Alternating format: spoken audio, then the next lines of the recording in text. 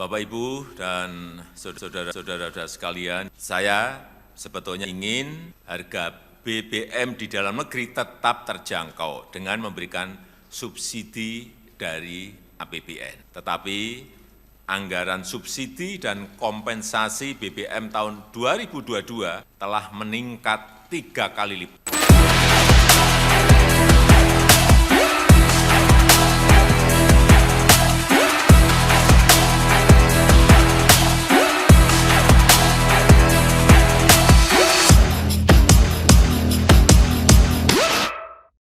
Assalamualaikum warahmatullahi wabarakatuh. Selamat berjumpa di YouTube channel inilah.com ya. Ini dia acara Inilah Interview ya. Kita akan menyoroti masalah kenaikan BBM ini hari pertama kerja Senin. Bagaimana sudah merasakan ini ya pertama kerja dengan harga BBM yang baru begitu ya. Pastinya ini banyak yang mengkritisi, apalagi ini yang menjadi pertanyaan ya. Selama ini BBM dinaikkan dengan alasan karena subsidinya yang sudah membengkak ya, sudah 500 triliun.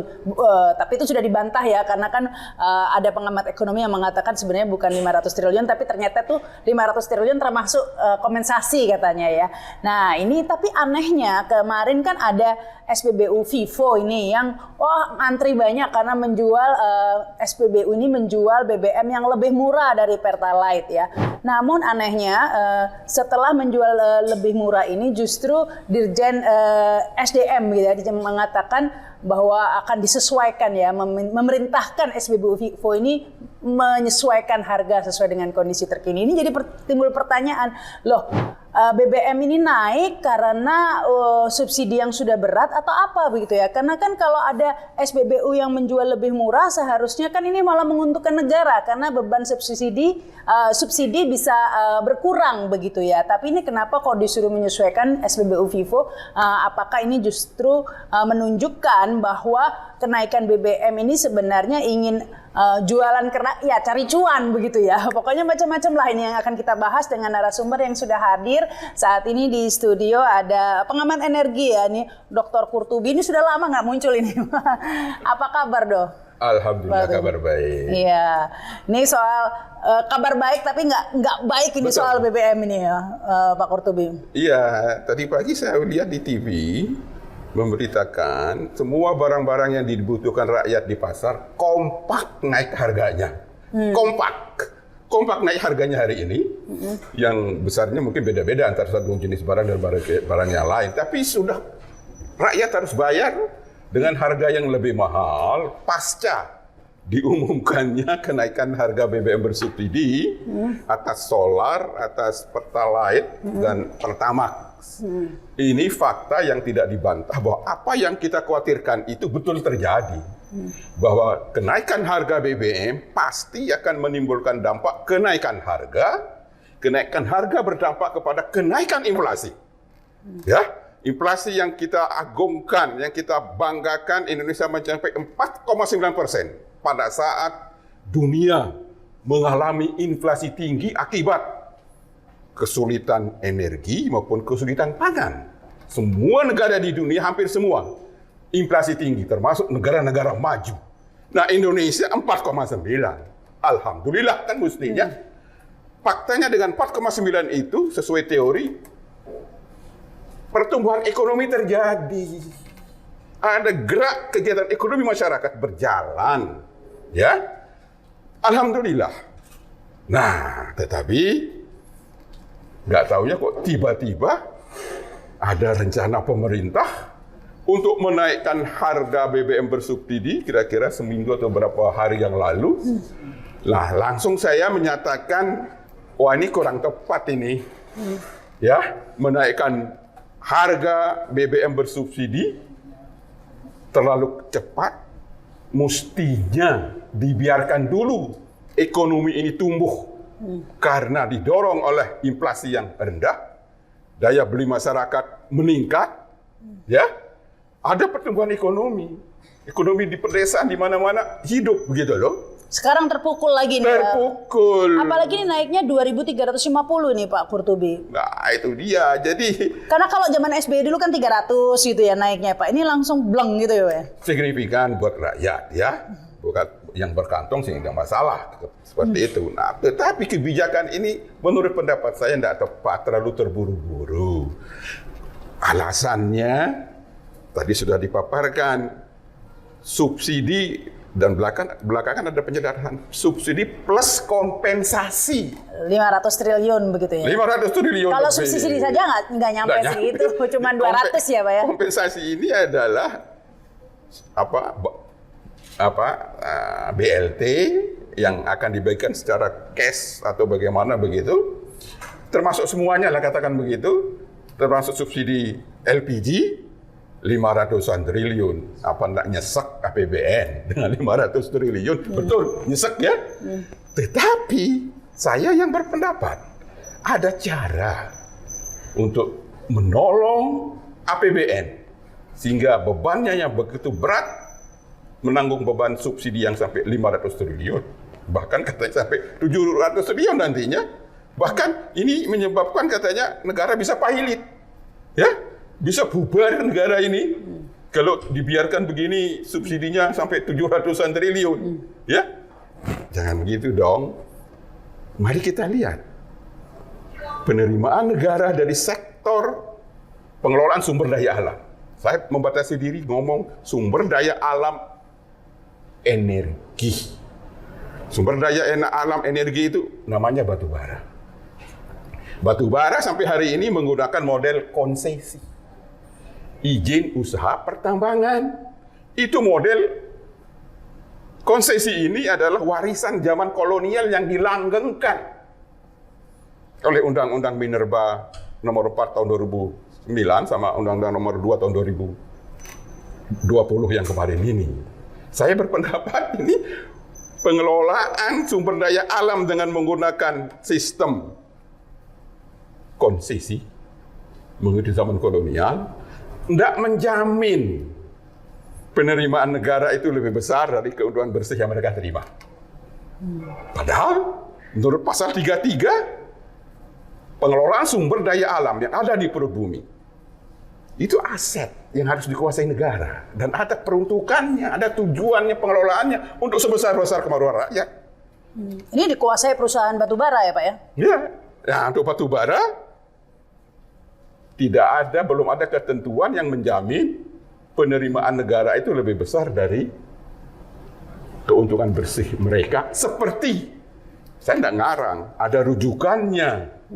Ya, di sektor migas, ya, dengan kontrak bagi hasil, production sharing contract antara perusahaan negara dengan investor asing maupun nasional, ini namanya kontrak bagi hasil B2B. Ya, mereka bersepakat, setuju, negara memperoleh bagian 65% lebih besar dari keuntungan bersih yang mereka terima 35%. Ini di minyak ini Pak? Minyak. Bahkan pada waktu terjadi oil boom, di mana harga minyak melejit untuk pertama kali dari $3. $3 itu berlaku harga minyak hampir 100 tahun, bayangkan. Untuk pertama kali naik ke $8 waktu perang Arab-Israel. Diikuti oleh kenaikan melejit lagi revolusi Iran ke $32.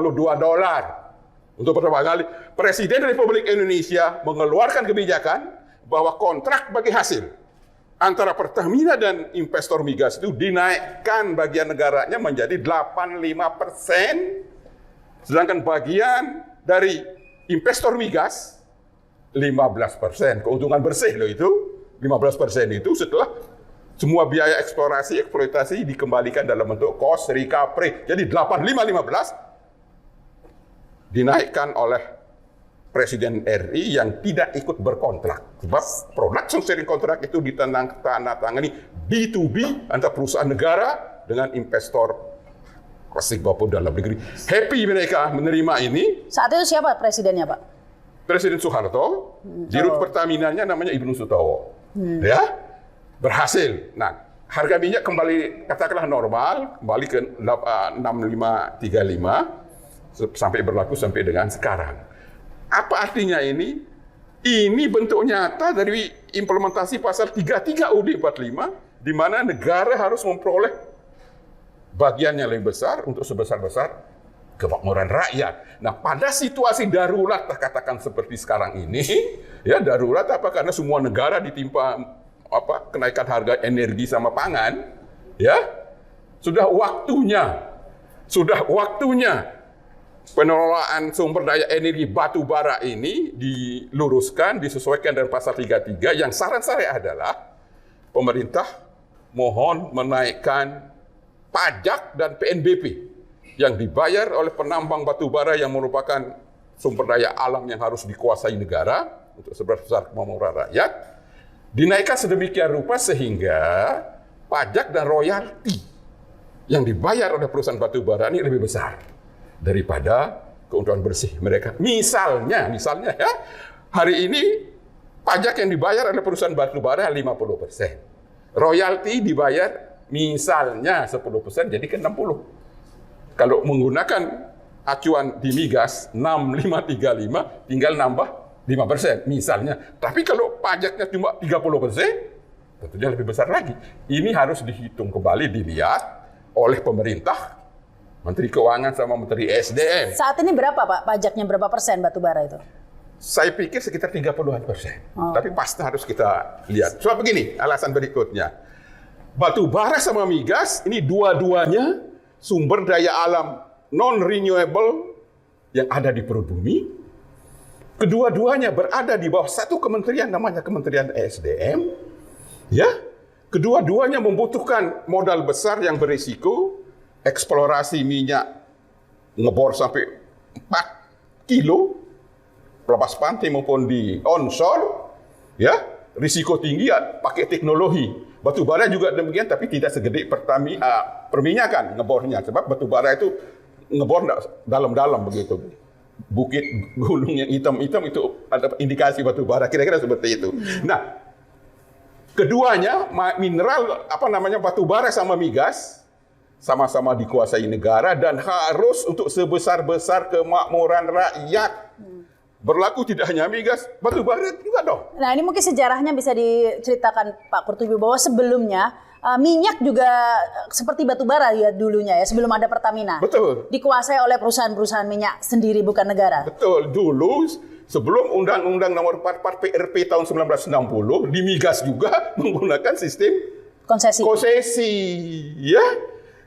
Sistem izin usaha di migas dulu itu. Tetapi pejuang-pejuang migas dan tokoh-tokoh migas pada tahun 60-an minta ya untuk dirubah. Maka keluarlah waktu pemerintahan Perdana Menteri Juanda tahun 1960, aspirasi dari kalangan pejuang-pejuang migas itu ditampung. Perdana Menteri Juanda mengeluarkan peraturan pemerintah pengganti undang-undang untuk mencabut undang-undang pertambangan zaman kolonial yang berlaku masa itu. Undang-undang pertambangan zaman kolonial tahun 1890 itu menggunakan sistem konsesi. Ya. Dicabut oleh Perdana Menteri Juanda dengan Perpu. Peraturan pemerintah pengganti undang-undang tahun 1960 diterima oleh DPR kita waktu itu. Perpu itu berubah menjadi undang-undang itu menjadi Undang-Undang Nomor 44/PRP/1960. Nggak boleh lagi menggunakan sistem konsesi. Yang dipakai adalah production sharing contract, di mana negara membentuk perusahaan negara. Ya, sebagai pihak yang menguasai sumber daya energi di perut bumi, negara membentuk perusahaan negara dengan Undang-Undang Nomor 8 tahun 71 bernama Pertamina untuk mengelola kekayaan migas ini dalam bentuk diberikan wewenang kuasa pertambangan. Untuk di hulu, kekayaan migas di perut bumi harus sebesar-besar kemakmuran rakyat. Waktu itu Pertamina tidak mau menggunakan uang negara untuk cari minyak. Dikasih kesempatan buka, undang semua investor dunia. Mereka datang ke Indonesia, dipermudah, kasih karpet merah. Izin yang dibutuhkan oleh perusahaan-perusahaan yang membawa duit sendiri untuk cari minyak. Bawa duit sendiri, risiko sendiri, cari minyak, izinnya diusahakan oleh Pertamina, dipermudah, karpet merah. Tidak boleh dikenai pajak pungutan apapun sebelum berproduksi.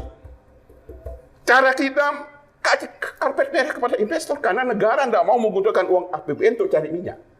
Oke?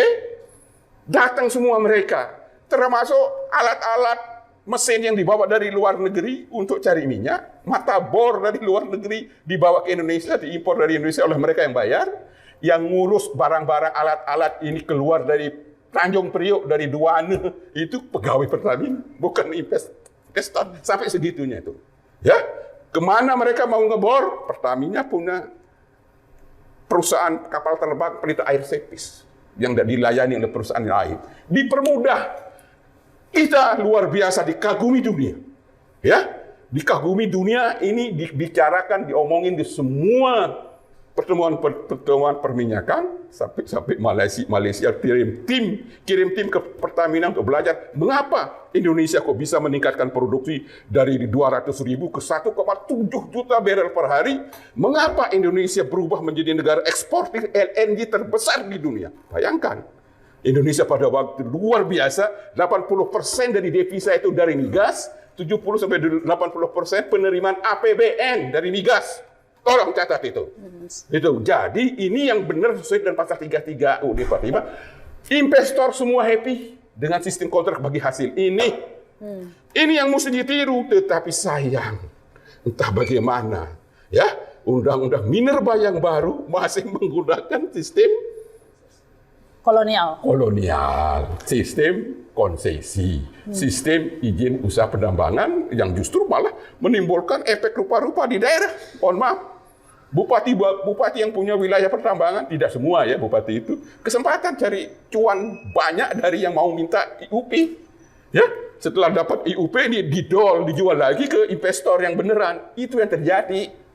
Jadi sudahlah, tidak ada cara lain bangsa ini untuk menjadi negara maju selain karunia Tuhan yang berupa sumber daya alam yang ada di pulau bumi ini harus dikelola sesuai dengan pasal 33 UUD 45 untuk sebesar-besar kemakmuran rakyat. Kalau itu dilakukan, Indonesia, APBN Indonesia akan banyak memperoleh pendapatan dari pengelolaan sumber daya alam.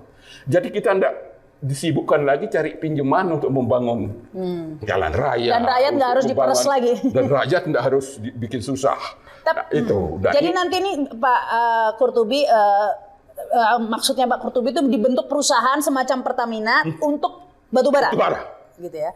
Betul. Untuk dalam bentuk dengan undang-undang dikasih kuasa pertambangan. Misalnya yang sudah ada saja PTBA itu milik negara. Itu saja dikonversi dikasih kuasa pertambangan. Nanti semua investor batubara itu berkontrak dengan PTBA yang dikasih kuasa pertambangan gampang sekali. Ya. Nah itu diharapkan nanti akan penghasilan penerimaan negara akan bertambah begitu ya, dan Indonesia kembali ke masa kejayaannya dulu ya. Betul. Ketika Pertamina bisa menghasilkan 1,7 juta barel per hari begitu ya. Betul. Tapi itu dulu kan ya. Sekarang kan turun terus nih. Ya, jangan boro-boro batu bara Pak. Minyak aja sudah kita harus dari Singapura, mendatangkan dari Singapura, minyak mentahnya dikirim ke Singapura dan 600 barel sekarang kita tinggal. Malah dulu anggota OPEC segala macam ya. OPEC. Sekarang selamat tinggal ini. Nah, gimana mau mengembangkan batu bara? Pertaminanya aja sekarang seperti ini nih Pak. Justru itu harus dikembalikan ke pasal 33. PT Persero Pertamina ini kasihan ya. Dia diobrak-abrik oleh beberapa pihak dan dikasih kewajiban sama ketika masih memegang kuasa pertambangan. Padahal dia PT Persero sama juga PT Angin Ribut, PT Sejahtera begitu sama statusnya. Nah, tapi dia oleh negara dikasih, bayar dulu itu subsidi BBM, ya, bayar dulu. Nanti diganti oleh Pertamina. Pertamina lagi tidak bisa-bisa. Seperti itu yang terjadi. Jadi sudahlah kembalikan Pertamina sesuai dengan Undang-Undang Nomor 44 Tahun 60 dan Undang-Undang Nomor 81 untuk kesejahteraan bangsa. Jangan kita teruskan pengelolaan sumber daya alam yang tidak sesuai dengan konstitusi ini untuk seterusnya. Ya, enggak, yang menjadi pertanyaan banyak orang tuh selalu begini nih Pak Qurtubi. Kenapa kita harus impor dari Singapura begitu ya? Karena produksi kita turun terus kan, dulu 1,7 juta barel, sekarang turun terus. Dan akibatnya kita harus membayar mahal ini beli minyak dari Singapura begitu ya. Kan dulu sempat ada Petral gitu ya, sudah dibubarkan seperti ada angin segar.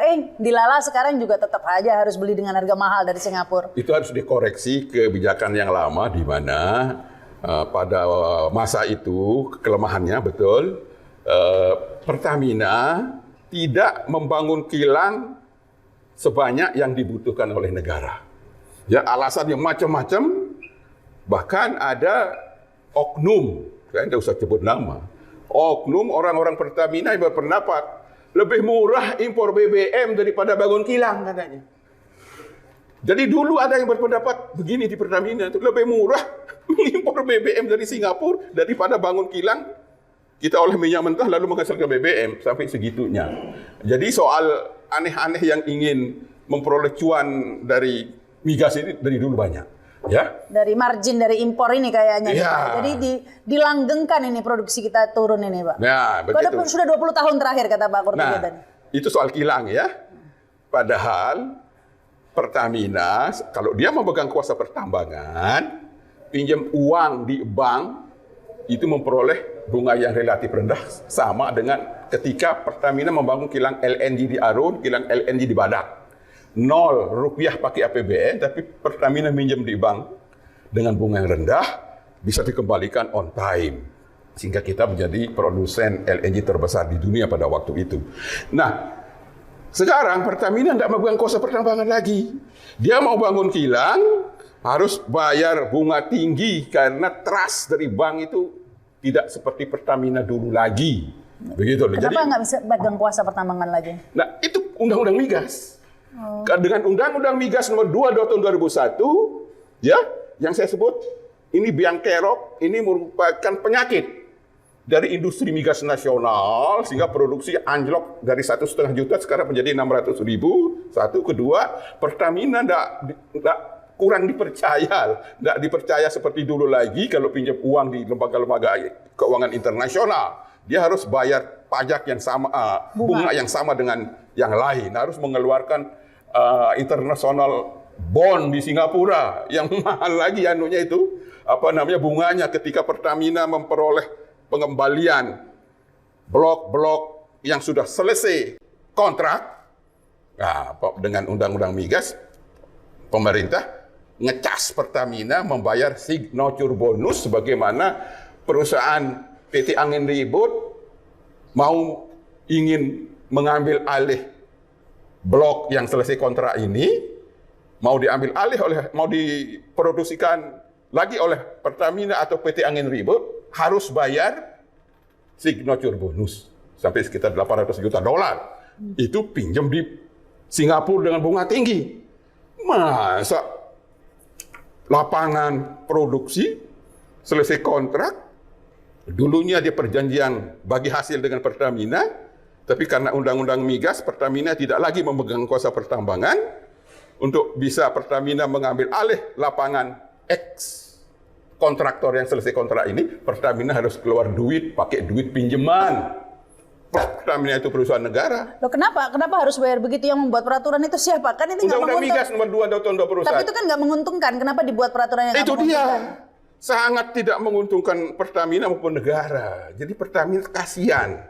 Ya? Oh, yang buat peraturan ini siapa nih Pak kok bikin? Undang-undang migas nomor 2 tahun 2021 itu kita dipaksakan oleh IMF waktu kita berhutang pinjam uang sama IMF ketika terjadi krisis moneter. Dalam letter of intent IMF, Pertamina Indonesia harus mengganti undang-undang yang terkait migas dengan undang-undang dari IMF, yaitu Undang-Undang nomor 2 tahun 2001 yang berakibat sistemnya ribet ruwet, ya, produksi anjlok. Kenapa produksi anjlok? Investasi di bidang eksplorasi turun drastis. Kalau pengeborannya turun, jangan bermimpi menemukan cadangan baru. Selama 20 tahun nyaris tidak ada ditemukan cadangan baru. Nyaris, ya. Sehingga apa? Produksi hanya mengandalkan lapangan-lapangan tua yang sudah berumur 50-40 tahun. Produksinya turun dari tahun ke tahun selama 20 tahun dibiarkan. Saya sudah teriak supaya undang-undang migas dicabut sudah lama sekali. Kasihan bangsa ini membiarkan pengelolaan migasnya tidak sesuai dengan konstitusi, diatur oleh undang-undang yang dipaksakan oleh IMF, dibiarkan terus. Heran. Nah, ya, ini jadi tidak dapat berita bahwa undang-undang migas ini 17 pasalnya sudah dicabut. Apa Presiden Menteri tidak dengar berita? kalau MK sudah mencabut 17 pasal dari undang-undang ini, menyebabkan ketidakpastian hukum di sektor migas, akibatnya investor anjlok, produksi anjlok, cuma 600.000, harga minyak 100 sampai $120, bayangkan. Sehingga negara harus mengeluarkan uang besar untuk mengimpor, baik dari Singapura atau dari manapun. Ya, yang aneh-aneh terjadi, impor dari Singapura, bayangkan. Terjadi sampai sekarang itu. Ini hentikanlah pengelolaan yang salah ini. Sebagai gambaran, jadi seperti ini ya kondisinya ya Pak Qurtubi. Di Indonesia ini, di perut bumi Indonesia ini ada sumber daya alam, minyak gitu, tapi nggak dibor, instead kita impor dari Singapura begitu. Suatu negara yang wilayahnya kecil, yang juga nggak punya sumber daya alam sebenarnya. Kita punya tapi nggak dikeluarin gitu Pak. Karena investasi yang anjlok, pengeborannya anjlok ya. Jadi Singapura itu sejak dulu tempat Pertamina nitip mengolah minyak mentah, namanya processing bill. Ini yang salah. Aku salah Pertamina ya. Saya tidak mendukung Pertamina all out, tapi ada yang kebijakan yang salah di mana minyak mentah Indonesia dititip olah di Singapura. Jadi BBM enggan membangun kilang dengan alasan lebih murah impor daripada membangun sendiri. Jadi itu salah, itu kebijakan. Minyak mentah kita dikirim ke Singapura dan kita beli lagi begitu ya, dengan harga yang jauh lebih mahal. Ya, tapi itu sudah tidak lagi. Tetapi sampai detik ini kita kekurangan kilang BBM, ya, sehingga Pertamina berupaya membangun memperluas kilang-kilang yang sudah ada. Tapi itu pun tidak cukup sampai hari ini. Misalnya semua kilang Pertamina sekarang beroperasi 100%, itu pun tidak cukup untuk memenuhi kebutuhan BBM. Sehingga mau tidak mau harus mengimpor. Itu yang terjadi. Ini kesalahan sudah lama yang selalu mengacu kepada pendapat lebih murah impor daripada bangun kilang sendiri. Ya, itu ini salah besar ini. Itu menjadi sorotan di media sosial ya. Tadi saya sempat baca beberapa tweet ya, ada dari Rizal Ramli nih yang menyoroti bahwa ya bagaimana nggak BBM bebannya berat ya, karena kilang minyaknya aja sampai kebakar 4 kali dalam setahun atau bagaimana ya, di Rizal Ramli mengomentari ini. Nggak ada yang ditangkap gitu ya, nggak ada yang dipecat maksudnya, nggak ada yang dipecat, kebakaran yang mengakibatkan impor jadi tambah lagi, tambah besar lagi. Jadi sepertinya memang kebijakan impor ini dilanggengkan begitu Pak Qurtubi, karena udah lama ini kayak gini masalahnya. Iya betul. Jadi begini, ini aneh. 4 kali terjadian kebakaran kilang karena penyebab yang sama, kebakaran. Terus terjadi. Kok, bukan mau menyalahkan siapa, kok direksinya tenang-tenang. Karena apa? Pertamina kini sudah berubah. Ya, berubah struktur organisasinya. Dirubah oleh Menteri BUMN untuk disiapkan untuk dijual. Jadi Pertamina disiapkan untuk jual saham lewat IPO. Ini biar publik tahu. Agar Pertamina bisa jual saham lewat IPO, maka ya Pertamina itu harus dipecah menjadi anak-anak perusahaan, ya, subholding. Sebab kalau tidak berbentuk subholding, tidak boleh dijual di pasar modal. Nah, lalu dirubah dia. Pertamina itu struktur organisasinya di mana kegiatan bisnis inti, core bisnis, perusahaan minyak seluruh dunia itu sama. 1, nyari dan memproduksikan minyak mentah. Hulu namanya itu. 2, membangun kilang BBM, mengolah minyak mentah jadi BBM. BBM-nya dijual ke rakyat. Ini sisi hilir. Ya, seluruh perusahaan minyak dunia ini namanya bisnis intinya, bukan bisnis anak perusahaan. Nah, bisnis inti Pertamina dari hulu sampai ke hilir yang didesain berdasarkan Undang-Undang Nomor 871 oleh oleh Menteri BUMN, dirubah status organisasinya. Yang tadinya hulu hilir ini merupakan kegiatan usaha bisnis inti, dirubah menjadi ini adalah bisnis anak perusahaan sekarang. Anak perusahaan Pertamina yang di PT sendiri, ini namanya unbundling. Memecah belah perusahaan yang sudah terintegrasi menjadi anak-anak perusahaan kecil-kecil. Dampaknya biaya produksi BBM, di sisi konsumen, di SPBU menjadi jauh lebih besar daripada ketika Pertamina struktur organisasinya terintegrasi hulu hilir di bawah satu perusahaan. Yang kerja di hulu, di kilang, di penjualan, gajinya sama untuk level yang sama, satu perusahaan. Ya, di hulu menghasilkan minyak mentahnya langsung dikirim ke kilang. Ya, nggak usah pakai ada transaksi berapa minyak mentah yang saya bayar kata kilang atau berapa minyak mentah Anda bayar, karena setelah unbundling, pecah kecil-kecil, perusahaan ini perusahaan sendiri. Upaya untuk memaksimumkan keuntungan, profit maximizer sendiri. Perusahaan ini yang kecil-kecil ini juga begitu, membuat aturan sendiri sehingga keuntungannya bisa gede. Jualan semua jadinya. Jualan semua. Nanti padahal yang mau dihasilkan untuk rakyat, untuk konsumen kan BBM. Nanti BBM-nya di sisi hilir, di ujungnya itu, karena ini mengambil keuntungan besar, ini mengambil keuntungan besar, lalu antara ini dan ini, antara intern ada perusahaan ini terjadi ada biaya transaksi antara mereka. Ada transaction cost yang tadinya nggak ada transaction cost itu karena satu company.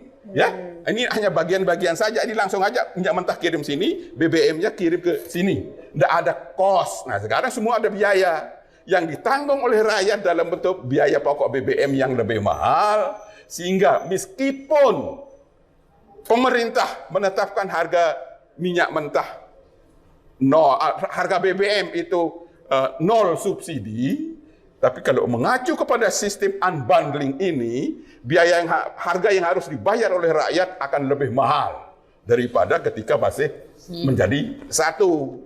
Itu teorinya ya. Jadi ini namanya natural monopoly, yang semua teori ekonomi manapun mengakui ini sistem yang paling efisien, dengan catatan hanya halal, hanya boleh dipraktekkan menurut teori ekonomi untuk kepentingan orang banyak, untuk kepentingan negara. Boleh. Ada sejarahnya. Pada tahun 1890-an di Amerika yang pertama kali ada natural monopoly di bidang migas itu di Amerika. Ya. Perusahaan hulu, perusahaan kilang, perusahaan pasar ini gabung jadi satu, menjadi natural monopoly. Ada yang bergerak di hulu, di hilir, dan di transportasi, gabung jadi satu, menjadi perusahaan minyak terintegrasi hulu hilir. BBM yang dijual ke masyarakat sangat murah dibanding dengan perusahaan minyak di Amerika yang tidak terintegrasi. Akibatnya apa? Industri mobil Amerika pada waktu itu baru lahir, memperoleh BBM dengan harga murah dari rakyat, dari perusahaan natural monopoly itu. Industri mobil Amerika berkembang pesat. Ya. Karena berkembang pesat, ini yang menerima keuntungan adalah perusahaan minyak Amerika yang natural monopoly, yang notabene adalah swasta, Rockefeller. Ya. Nah, teori mengatakan, saya katakan tadi, natural monopoly baru boleh untuk kepentingan negara, untuk kepentingan rakyat, bukan untuk kepentingan pribadi masing-masing investor. Sehingga di Amerika pun dilarang keluar undang-undang anti monopoli dari Sherman Antitrust Act. Dengan undang-undang Sherman anti monopoli ini, Departemen Kehakiman Amerika membubarkan perusahaan Amerika yang berstruktur natural monopoli, dibubarkan oleh Departemen Kehakiman Amerika berdasarkan undang-undang anti monopoli dari Sherman Antitrust Act. Mereka pecah menjadi lebih 70 perusahaan ini. Setelah pecah menjadi 70 perusahaan, beroperasi lagi, BBM yang dihasilkan dijual dengan harga lebih mahal. Rakyat Amerika protes. Mengapa sekarang harga yang saya bayar lebih mahal? Suara ini diterima oleh Kongres Amerika. Diterima oleh Mr. Clayton.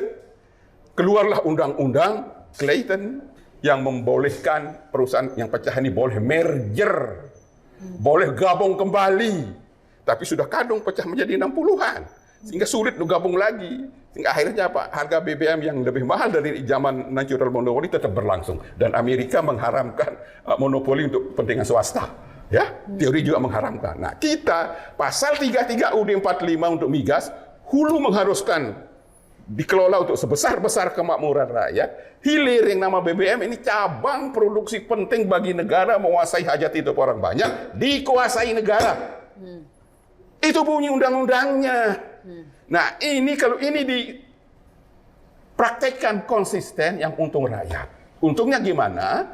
Karena ini skala besar. Pertamina zaman dulu skala besar, terintegrasi hulu hilir, sehingga biaya pokok BBM di sisi konsumen, di SPBU lebih rendah dari biaya pokok kalau sistemnya unbundling. Sistemnya terpisah. Terpecah-pecah ya, pisah-pisah. Banyak kickbacknya itu, Pak. Betul. Ini saya presentasikan di 2 pertemuan ahli-ahli ekonomi energi internasional, ya, di Washington DC sama di Praha. Tesis ini. Baik, jadi solusinya Pak ya dari di samping tadi itu yang batu bara, yang pertama ini untuk meningkatkan produksi minyak di Indonesia agar kembali ke kejayaan dulu ya, 1,5 juta barel ya per hari. 1,7 juta ya kita, sehingga nggak harus impor banyak-banyak. Itu adalah penyakitnya ada di undang-undangnya, itu harus diganti dulu undang-undangnya begitu. Karena gini Pak, kalau kita bayangkan tadi balik lagi ke Singapura. Singapura tuh negara kecil kok bisa punya kilang minyak banyak sehingga bisa mengolah minyak mentah banyak. Nah, kenapa Indonesia kok nggak bisa gitu kan? Karena kenapa itu? Kata tadi ada orang yang di pertama yang berpendapat lebih murah impor daripada bangun kilang. Okay. Itu. Nah, itu penyakit itu harus dihilangkan. Karena kalau Pertamina memikirkan dia keberadaannya untuk kepentingan bangsa dan negara, berupaya memenuhi kebutuhan BBM ini dari produksi dalam negeri dengan meningkatkan kapasitas kilangnya, baik dengan cara membangun yang baru ataupun memperluas kapasitas kilang yang ada. Nah, sekarang mereka sedang lakukan meningkatkan kapasitas yang ada. Ini pun terbata-bata, nggak kelar-kelar, sehingga hari demi hari impor BBM tetap jalan tinggi ya, yang menyebabkan negara dan rakyat dirugikan begitu besar. Jadi Pertamina sendiri sekarang ini harus koreksi diri. Mentang-mentang dalam bentuk PT Persero, ya, lalu seenaknya dikelola seperti tidak profesional begitu, ini harus dihilangkan. Di samping undang-undang yang dipaksakan IMF tadi diganti begitu ya Pak? Harus. Nah, agar Pertamina bisa mengembalikan industri migas nasional kembali, bisa bangkit lagi, investasi bisa masuk, harus dicabut undang-undang migasnya. Ini mendesak. Mendesaknya satu lagi alasan. Kita punya cadangan gas begitu besar di Natuna Utara. Ya. Yang ditemukan puluhan tahun yang lalu. Sekarang ini karena migas itu berada di bawah kewenangan Kementerian ESDM, kuasa pertambangan ada di Kementerian ESDM berdasarkan Undang-Undang Migas.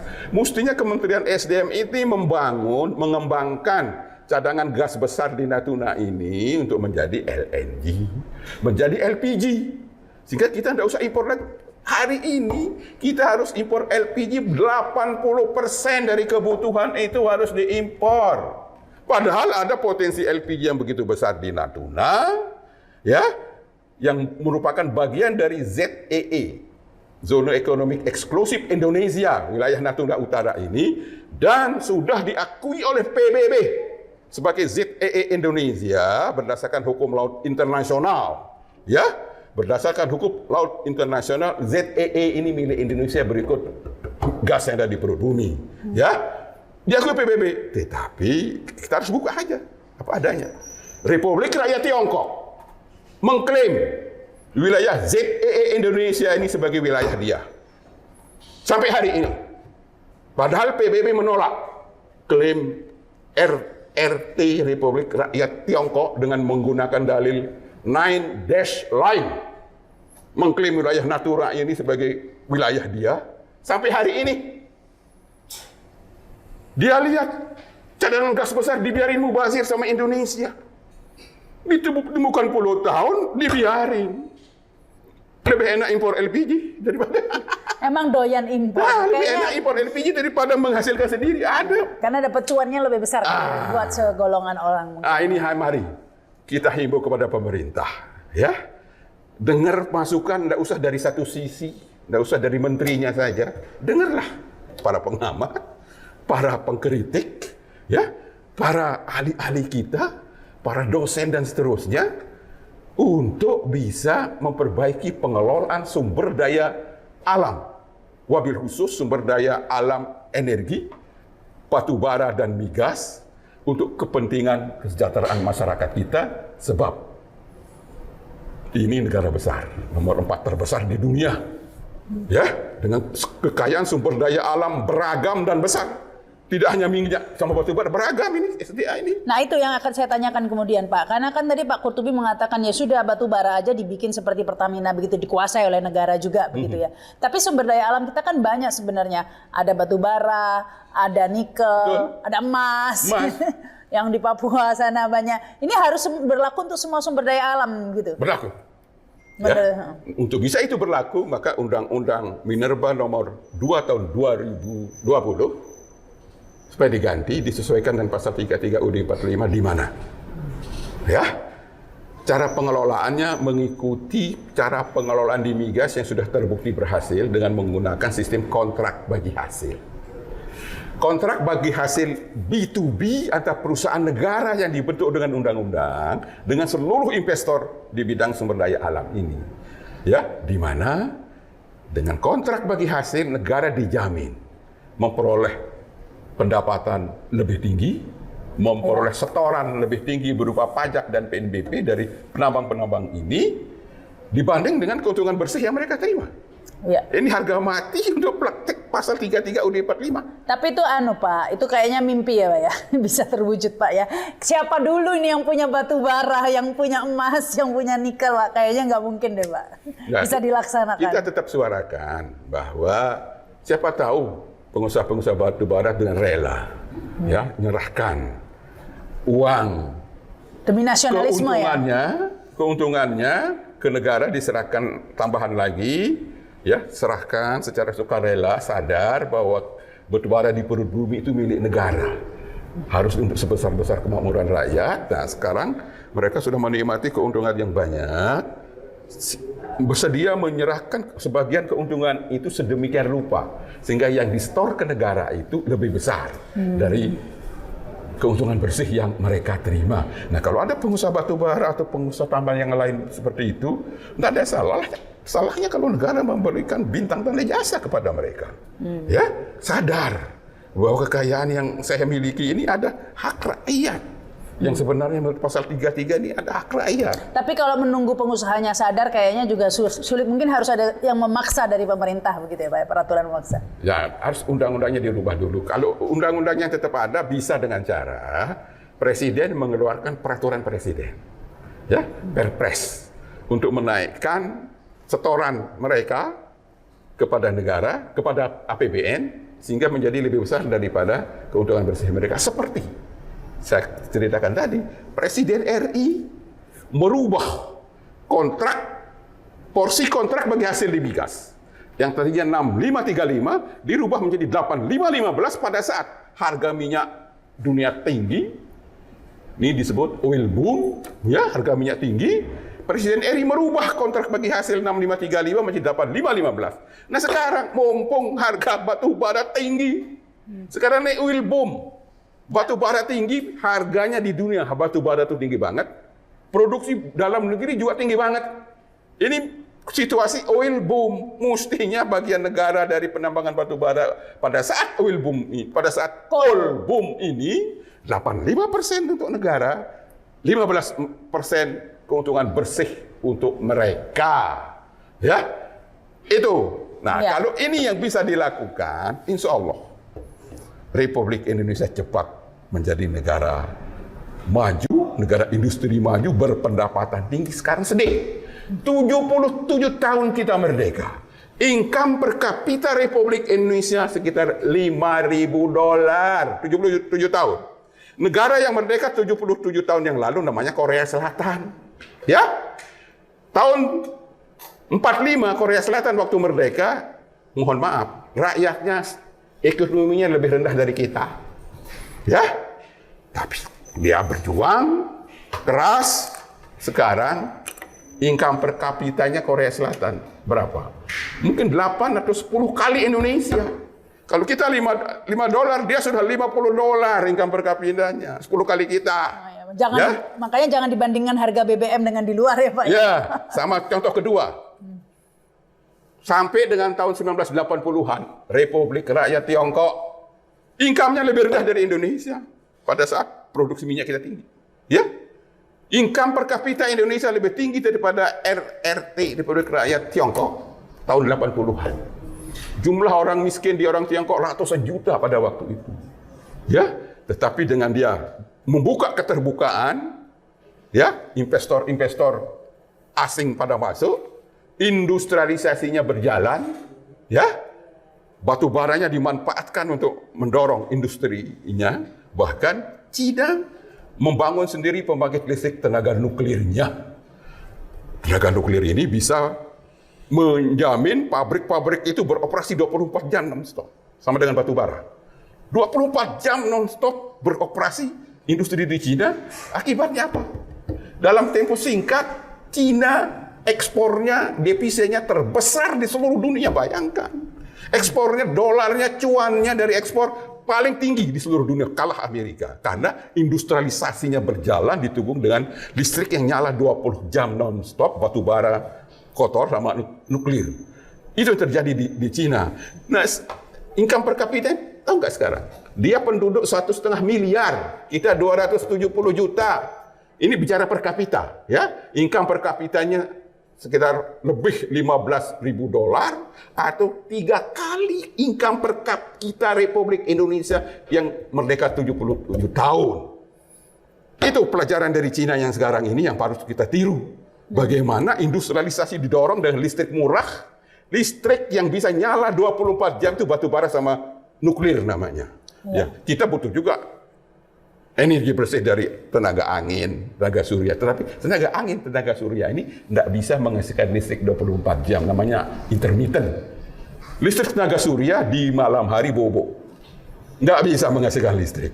Siang hari pada saat hujan mendung tidak bisa menghasilkan listrik. Ini namanya intermittent. Kalau nuklir 24 jam. Ya. Di samping kita punya sumber daya energi, tadi saya sebut minyak dan batu bara, kita punya sumber daya energi nuklir, namanya uranium sama thorium. Dibiarkan mubazir sampai dengan sekarang, coba. Nanti aja impor kalau butuh.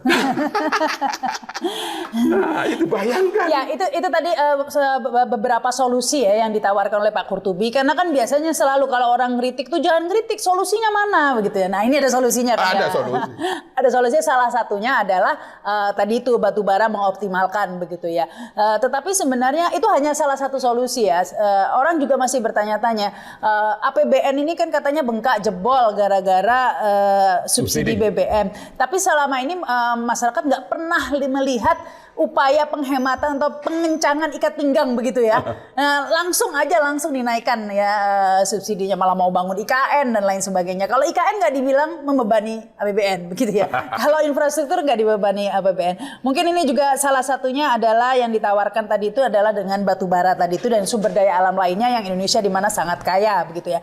Ini yang terakhir Pak Qurtubi, mungkin sedikit komentar Pak yang ini lagi viral ya. SPBU Vivo ini kok bisa menjual BBM lebih murah Pak? Kita tahu memang ini membuktikan bahwa harga minyak memang lagi turun kan Pak ya sekarang. Kalau harga turun kenapa kita dinaikkan Pak? Ya itu dia. Jadi seyogianya kalau harga minyak dunia turun, semua BBM di Indonesia ikut turun mesti. Tapi yang turun cuma yang bersubsidi, yang non subsidi doang kemarin. Nah, akan halnya Vico bisa menjual BBM lebih murah. Ya, Vivo itu Pertalite-nya itu bahkan diturunkan yang sebelumnya 9.290 menjadi 8.900 saja. Ya, itu mestinya seperti Vivo ini harus didorong dong. Sehingga bisa menghasilkan, bisa menjual BBM dengan harga lebih murah. Tetapi ini menimbulkan tanda tanya. Ya, kita lihat Vivo ini relatif ya, pom bensinnya nggak banyak, kecil-kecil. Ya, nah pertanyaan besarnya BBM yang dia jual itu dari mana dapatnya? Apa dari impor? Kalau impor harga pasar dunia, ya. Kalau dari Singapura pasti mahal ya, Pak ya? Pasti mahal. Harus impor kalau Singapura itu kita impor, pasti mahal. Nah ini perlu dipertanyakan, menjawab mengapa Vivo bisa menjual BBM yang di Indonesia termasuk BBM bersubsidi malah menjual lebih murah dari harga subsidi dari pemerintah. Ya, saya tidak tahu persis dari mana. Kemungkinan BBM yang dijual jangan-jangan berasal dari Pertamina juga. Dagelan. Ya, jangan-jangan dari Pertamina juga, ya. Sebab kalau untuk memenuhi BBM yang dijual di pom bensinnya Pak Ipo yang tidak banyak, relatif kecil. Harus kalau dia punya kilang di Indonesia, dia tidak ada punya kilang, ya kan? Berarti BBM yang dijual ini harus diimpor. Kalau diimpor, harga pasar internasional diimpor, ya kan? Tidak mungkin dia impor dengan harga subsidi, lah katakan begitu, harga murah, pasti ada pasar internasional. Tapi biar dia bisa jual murah, mungkin juga BBM yang dia jual ini dia beli 5 tahun yang lalu, 3 tahun yang lalu, 2 tahun yang lalu, atau berapa tahun yang lalu pada saat harga masih murah. Tapi nyimpennya di storage-nya akan biaya. Jadi jatuhnya pasti mahal juga. Pasti mahal. Kena biaya storage ya. Nah, jadi ini apa misteri nih ya? Misteri. Saya juga tidak bisa menjawab secara pasti mengapa. Ini harus dicari penyebabnya. Kalau bisa ditiru. Ditiru sehingga Pertamina bisa jual BBM bersubsidi lebih murah lagi. Tidak ada salahnya ya. Siapa tahu dia punya inovasi teknologi, bisa mengolah minyak mentah dalam kapasitas kecil di pabriknya sendiri. Ya. Harus diselidiki nih ya, untuk dicontek. Sehingga bisa menghasilkan BBM yang lebih murah biayanya. Sebab dia tidak mungkin akan menjual rugi swasta. Bukan. Iya, nggak mungkin jual rugi ya. Tapi kalau seperti yang seandainya seperti yang dikatakan Pak Qurtubi tadi itu benar, begitu ngambil dari Pertamina, lucu sekali ya Pak ya? Oh lucu. Dan kalau itu benar, ya harus diselidiki. Harus ada sanksi hukum. Ya.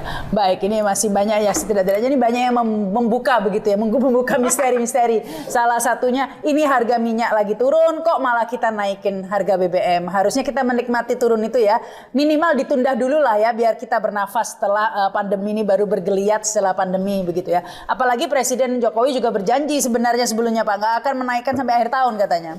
Tapi ya biasalah ya, janji. Ya, dan ada hal yang sangat penting, bahwa kita sarankan pemerintah segera mengeluarkan peraturan pemerintah pengganti undang-undang untuk mencabut penyakit biang kerok. Mengapa industri migas nasional ini produksinya hancur luar biasa selama 20 tahun, ya? Yang disebabkan oleh Undang-Undang Migas Nomor 22 Tahun 2001, itulah sumber penyakitnya.